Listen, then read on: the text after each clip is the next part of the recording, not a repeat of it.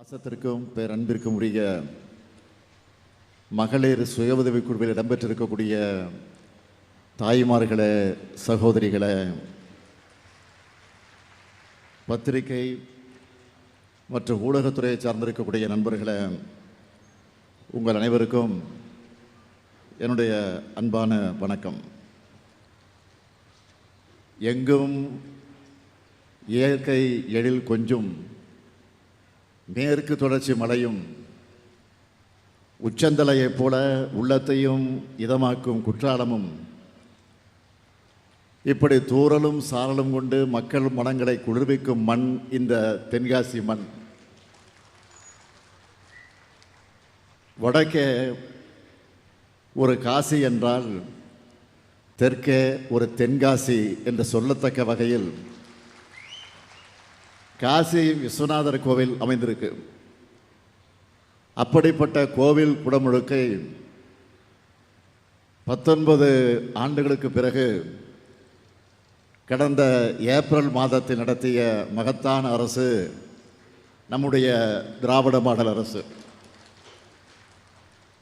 அதிலேயும் இந்த நிகழ்ச்சிக்கு வருவதற்கு முன்னால் ஆலங்குளத்தில் கலைஞர் கனவு இல்லம் திட்டத்தில்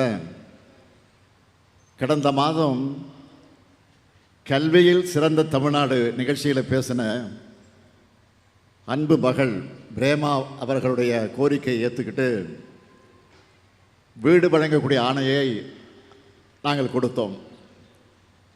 இப்போ அங்கு விரைந்து அந்த வீடு கட்டக்கூடிய பணி வேகமாக நடந்துக்கிட்டு இருக்கு. அதே போல் இப்போ மேடையில் 1 லட்சமாவது பயனாளியான லத்தூர் கிராமத்தை சார்ந்த திருமதி சுமதி முத்துக்குமார் என்பவருடைய கனவு இல்லத்திற்கான சாவியை உங்கள் முன்னாலே நான் வழங்கியிருக்கிறேன். காலுக்கு கீழே கொஞ்சம் நிலமும் தலைக்கு மேலே ஒரு கூரையும் வேணும் என்பது ஒவ்வொரு மனிதனுடைய கனவு. வீடு என்பது ஒவ்வொரு குடும்பத்துடைய கனவு. குடிசைகளுக்கு பதிலாக நிரந்தர வீடுகளை கட்டித்தர வேண்டும் என்று தமிழ்நாடு குடிசையில்லா தமிழ்நாடு அமையணும்னு ஏராளமான திட்டங்களை உருவாக்கிய நவீன தமிழ்நாட்டினுடைய சிற்பிதான் தலைவர் கலைஞர் அவர்கள். ஆக அவருடைய கனவையும் ஏராளமான குடும்பங்களுடைய கனவுகளையும் ஒரு சேர நிறைவேற்றுகிற மகிழ்ச்சியோடு உங்ககிட்ட நான் பேசிக்கிட்டு இருக்கேன்.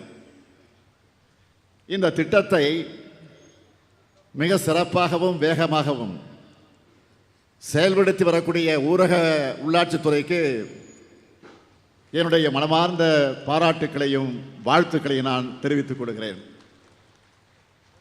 மாவீரன் பூலித்தேவன், தளபதி ஒண்டி வீரன், தேவநேய பாவனார் போன்ற பெருமக்களை தந்து பெருமைகளை கொண்ட இந்த தென்காசி மாவட்டத்தில் மகத்தான இந்த அரசு விழாவை மாபெரும் மக்கள் திருவிழா போல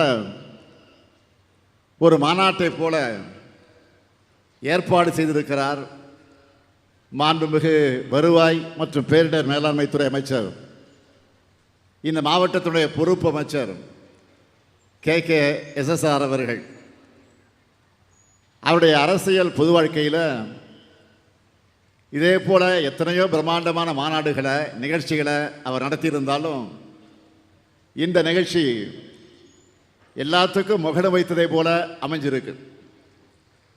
வருவாய்த்துறை அமைச்சராக அவருடைய மகத்தான சாதனை என்ன தெரியுமா?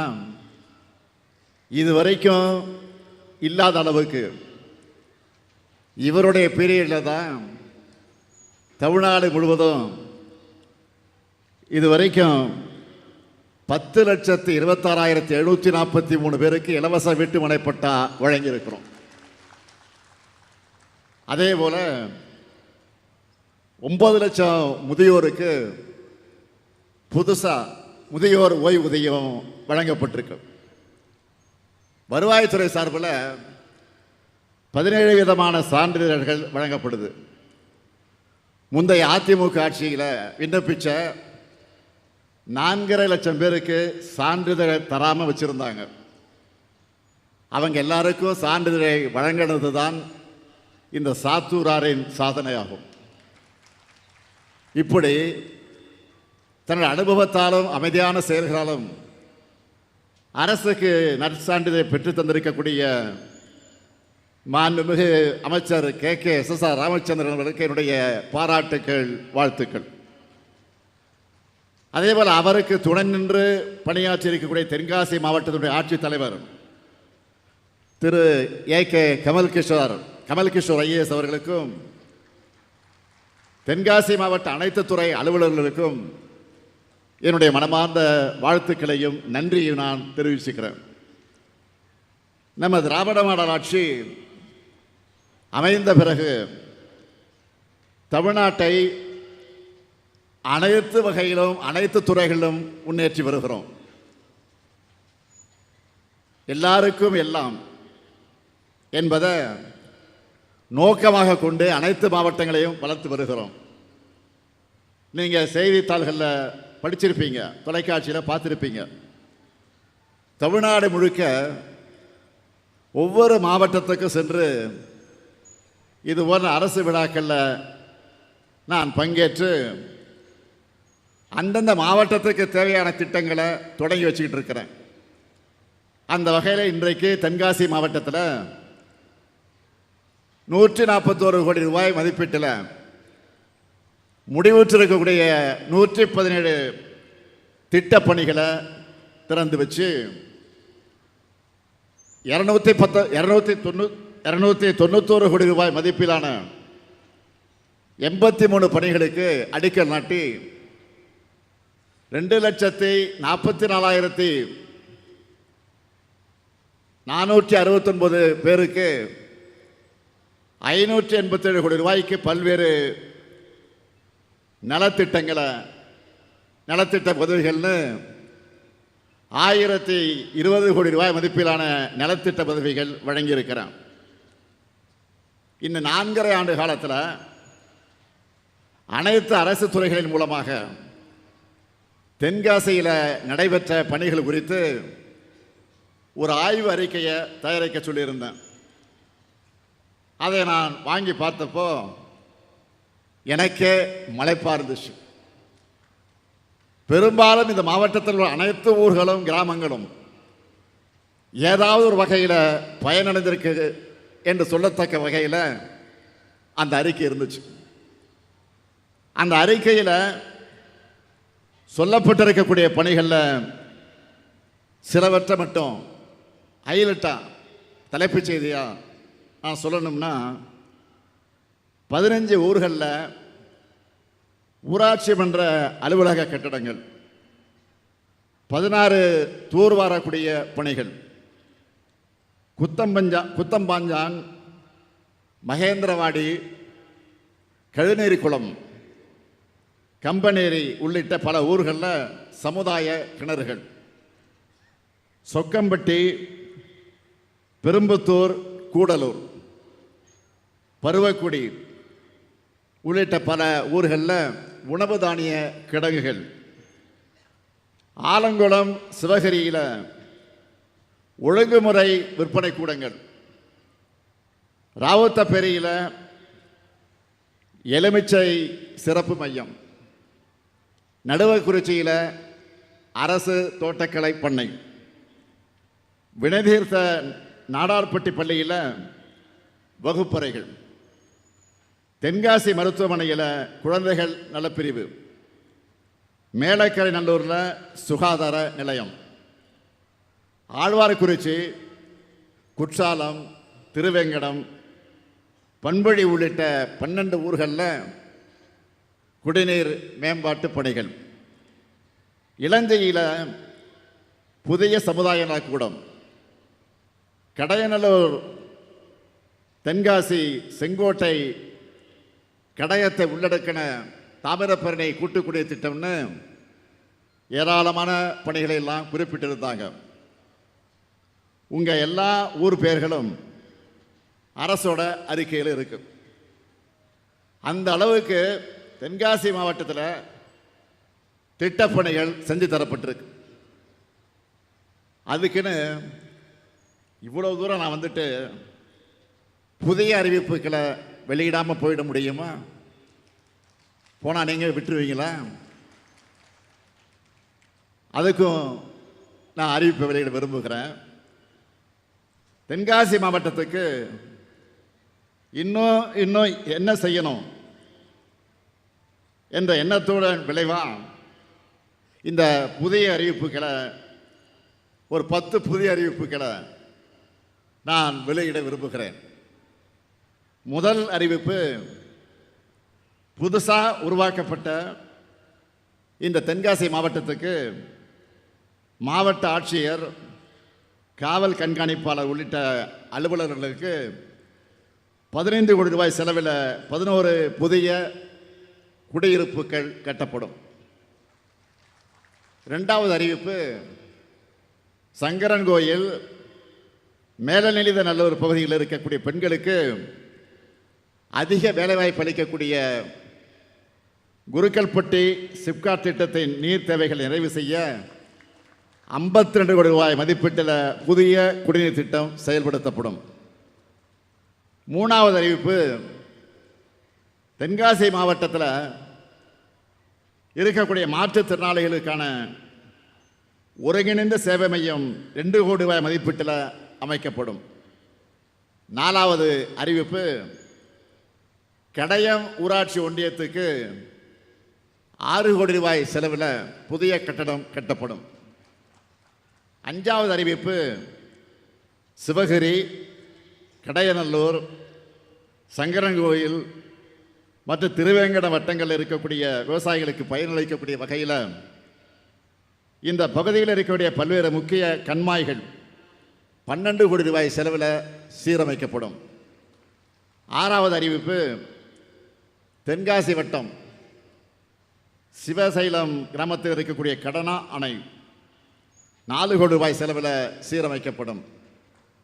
ஏழாவது அறிவிப்பு, கடையநல்லூர் வட்டத்தில் இருக்க வரட்டாறு பாசன அமைப்பின் கீழ் உள்ள அணைக்கட்டுகள் மற்றும் குளங்கள் 4 கோடி ரூபாய் செலவில் மேம்படுத்தப்படும்.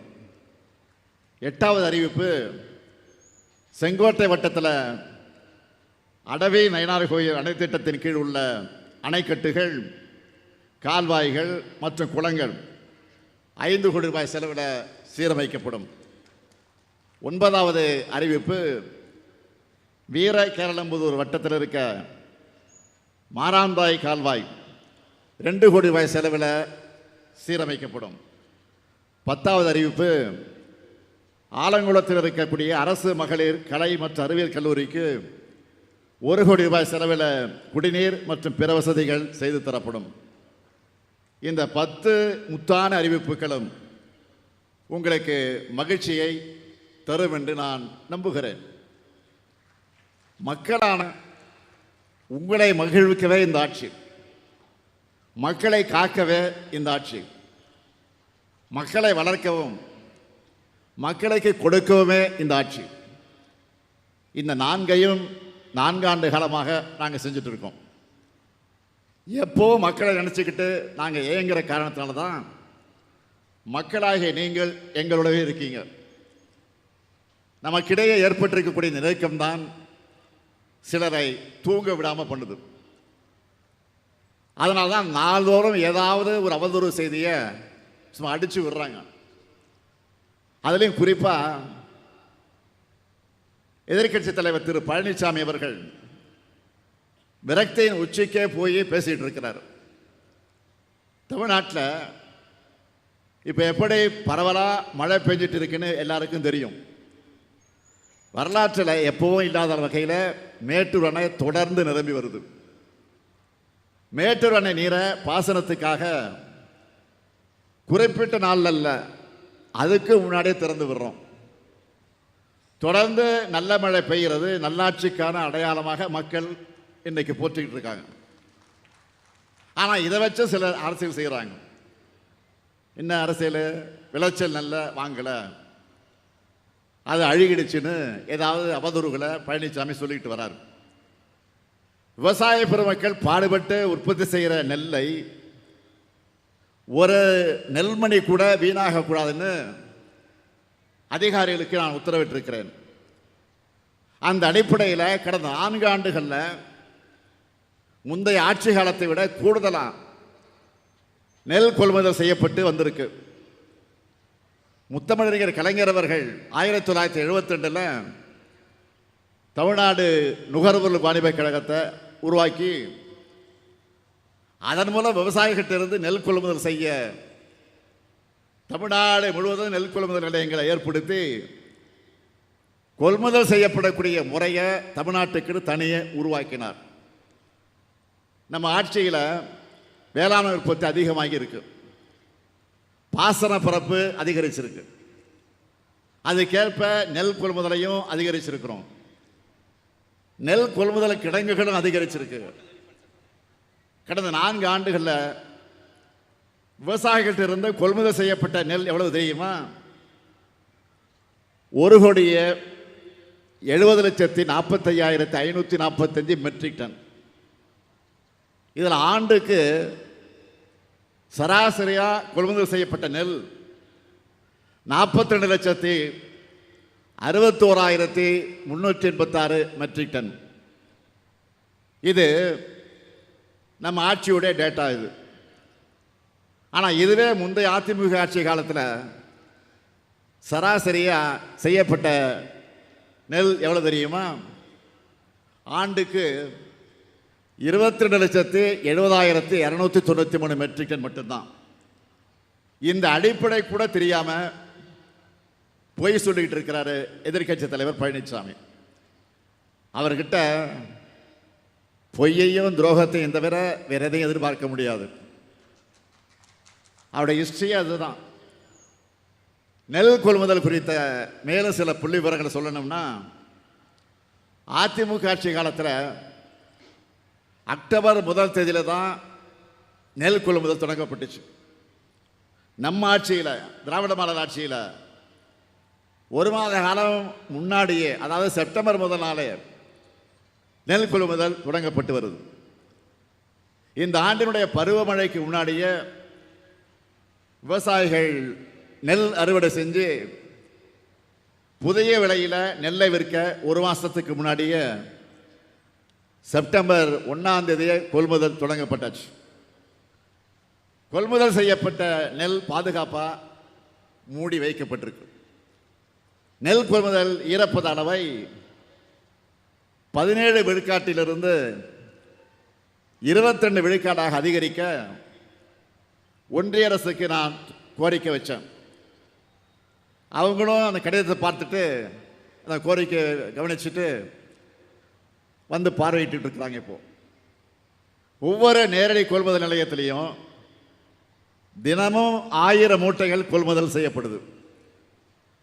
நெல் வரத்து அதிகமாக இருக்கிறதுனால ஞாயிற்றுக்கிழமைகளே நேரடி நெல் கொள்முதல் நிலையங்கள் திறக்கப்பட்டிருக்கு, செயல்பட்டுக்கிட்டு இருக்கு.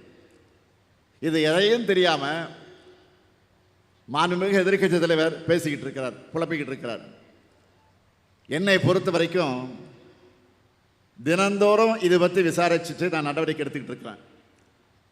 தன்னை விவசாயின்னு சொல்லிட்டு இருக்கக்கூடிய பழனிசாமி ஆட்சியில் தான் மிக மோசமான நிலை. என்ன? 3 வேளாண் சட்டங்களை ஒன்றிய பாஜக அரசு கொண்டு வந்துச்சு. அதுக்கு எதிராக 2 ஆண்டு காலம் போராடின விவசாயிகளை பற்றி என்ன சொன்னார் பழனிசாமி? புரோக்கர்கள்னார், கொச்சைப்படுத்தி பேசினார். அதை நாடு மறக்கல, விவசாயிகளை மறக்க மாட்டாங்க. ஆனால் நம்ம திராவிட மாடல் ஆட்சி அமைஞ்சதும் 3 வேளாண் சட்டங்களுக்கு எதிராக சட்டமன்றத்தில் தீர்மானம் கொண்டு வந்தவன் இதோ உங்கள் முன்னால் நின்று கொண்டிருக்கக்கூடிய முத்துவேல் கருணாநிதி ஸ்டாலின். நல்லா தெரியும் நாட்டுக்கு. வடகிழக்கு பருவமழை காரணமாக தாழ்வான பகுதிகளை வசிக்கிற மக்கள் மழைநீர் தேங்கி பாதிக்கப்படக்கூடாதுன்னு மக்கள் அச்சமில்லாமல் தங்களுடைய அன்றாட பணிகளை ஈடுபட உதவுற வகையில் அரசு துரிதமாக செயல்பட்டு வருது. தொடர்ந்து நிலைமையை கண்காணித்து அதிகாரிகளுக்கு உத்தரவுகளை எல்லாம் பிறப்பித்து அதை நாங்கள் ஃபாலோ பண்ணுறோம். மழைநீர் சூழ்ந்திருக்கக்கூடிய பாதிக்கப்படுகிற பகுதிகளில் வெள்ள நிவாரண முகாம் அமைக்கப்பட்டு தேவையான உதவிகள் வழங்கப்பட்டு வருது. பொதுமக்களுக்கு நோய் தொற்று பாதிப்பு ஏற்படாமல் தடுக்க மருத்துவ முகாம்கள் அமைச்சிருக்கிறோம். சென்னையில் நிவாரண மையங்கள் தயார் நிலையில் வைக்கப்பட்டு தொடர்ந்து செயல்படுது. இந்த மையங்களில் உணவு, சுகாதார வசதி, குடிநீர் வசதிகள் செய்யப்பட்டிருக்கு. சமையல் கூடங்கள் தயார் நிலையில் வைக்கப்பட்டிருக்கு. மழைநீரை வெளியேற்ற மோட்டார் பம்புகள், விழக்கூடிய மரங்களை அகற்றுவதற்கு மர அரவை இயந்திரங்கள், மிஷின் எல்லாமே தயார் நிலை வைக்கப்பட்டிருக்கு. இப்படி போர்க்கால தயாரிப்பு நிலையோடு நாம் இருக்கிறோம். மக்களை காக்க எங்களுக்கு யாரும் சொல்லித்தர தேவையில்லை. 3 முறை இயற்கை பேரிடர்களை நாம் சந்திச்சிட்டோம். இந்த நாம் ஆட்சிக்கு வந்து 3 முறை வேண்டிய உதவிகள்லாம் செஞ்சு மக்களை காத்தோம்.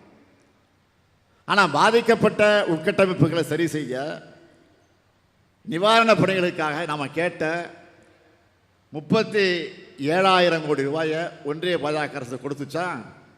இல்லை, இதுவரைக்கும் கொடுக்கல. ஏன் கொடுக்கல? அப்படி கொடுத்தா தமிழ்நாடு சீராகிவிடும், தமிழ்நாடு வளர்ந்து விடும். அது நடக்கக்கூடாதுன்னு நினைக்கிறாங்க ஒன்றியத்தில் இருக்கக்கூடிய அரசு. ஒன்றிய அரசு பணம் கொடுத்தாலும் கொடுக்காமல் போனாலும் தமிழ் மக்களை காப்பதுதான் நம்முடைய கடமைன்னு செயல்பட்டு வரக்கூடிய அரசு தான் இந்த திராவிட மாடல் அரசு என்பதை நீங்கள் மறந்துவிடக்கூடாது. ஆனால் தொல்லை கொடுத்தாலும், என்ன தொல்லை கொடுத்தாலும், என்ன தொந்தரவு பண்ணாலும் தமிழ்நாட்டுடைய வளர்ச்சியை யாராலும் தடுக்க முடியல. இப்போ தேர்தல் ஆணையம் மூலமாக சிறப்பு தீவிர வாக்காளர் பட்டியல் திருத்தம் என்கிற பேரில் நம்முடைய வாக்குரிமையை பறிக்கிற சதியை அறிவிச்சிருக்கிறாங்க. ஏற்கனவே பீகாரில் இதனால் என்ன நடந்துச்சுன்னு பார்த்தோம். பாஜக தோல்வி உறுதியானா வாக்காளர்களையே நீக்க துணிஞ்சாங்க. அதே ஃபார்முலாவை தமிழ்நாட்டிலையும் இப்போ முயன்று பார்க்குறாங்க. தொடக்க முதலே இந்த சதியை உணர்ந்து நம்ம எல்லாரும் எல்லா வகையிலும் இதை எதிர்த்துட்டு இருக்கிறோம். இப்போ கேரளாவும் நம்மோட இதில் இணைஞ்சிருக்காங்க. இது தொடர்பாக நம்முடைய அடுத்த கட்ட நடவடிக்கை குறித்து முடிவெடுக்க வருகிற நவம்பர் 2ஆம் தேதி என்று நான் அனைத்து கட்சி கூட்டத்தை கூட்டியிருக்கிறேன், அழைப்பு விடுத்திருக்கிறேன். எல்லாருக்கும் அழைப்பு போயிருக்கு. இந்த மேடையிலிருந்து மீண்டும் உறுதியாக சொல்கிறேன், ஜனநாயகத்தோட அடித்தளமே வாக்குரிமை தான். அதை எந்த நிலையிலும் விட்டு கொடுக்க மாட்டோம். வாக்குரிமை பறிப்பு, வாக்கு திருட்டு போன்ற பாஜகவை முயற்சிகளை முறியடிப்போம். தமிழ்நாட்டு மக்களுடைய வாக்குரிமையை காப்போம். மக்களாட்சியை காப்பதற்கான இந்த முன்னெடுப்பில் அனைத்து கட்சிகளும் அரசியல் வேறுபாடுகளை கடந்து பங்கெடுக்க வேண்டும் என்று நான் இந்த மேடையில் இருந்தவர்களுக்கெல்லாம் அழைப்பு விடுக்கிறேன். இயற்கை பேரிடராக இருந்தாலும், செயற்கையான அரசியல் சதியாக இருந்தாலும், எல்லாவற்றிலும் இருந்து காப்பதுதான் என்றைக்குமே நம்முடைய பணி.